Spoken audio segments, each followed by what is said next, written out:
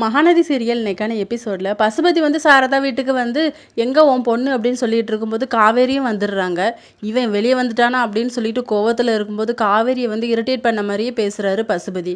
காவேரிக்கு வந்து கோவம் வந்துடுது. தேங்காய் திருவலை எடுத்துகிட்டு உன்னை குத்தி கொண்டுட்டு ஜெயிலுக்கு போயிட வேண்டாம் அப்படிங்கிற மாதிரி சொல்கிறாங்க. நீ குத்தி தான் பாரு அப்படின்னு சொல்லிட்டு பசுபதியும் கெத்தாவே நிற்கிறாரு. மரியாதை அந்த வீட்டை விட்டு வெளியே போயிருங்க அப்படின்னு சாரதா சொன்ன உடனே பசுபதியும் கிளம்பிடுறாரு. நேராக விஜயோட வீட்டுக்கு போகிறாங்க. என்ன வீட்டில் யாரும் இல்லையா அப்படின்னு சொல்லிட்டு இருக்கும்போது பாட்டியும் வந்துடுறாங்க. அதுக்கப்புறம் அஜயோட அம்மாவும் வந்துடுறாங்க. ஓஹோ, நீங்களும் இங்கே தான் இருக்கீங்களா? மரியாதையாக விஜயை வந்து காவேரியோட லைஃப்லேருந்து வெளியே போக சொல்லிடுங்க, இல்லைனா நான் விஜய்க்கு பிரச்சனை கொடுத்துட்டே தான் இருப்பேன், அவன் நிம்மதியாக இருக்க முடியாது அப்படின்னு சொல்லிட்டு.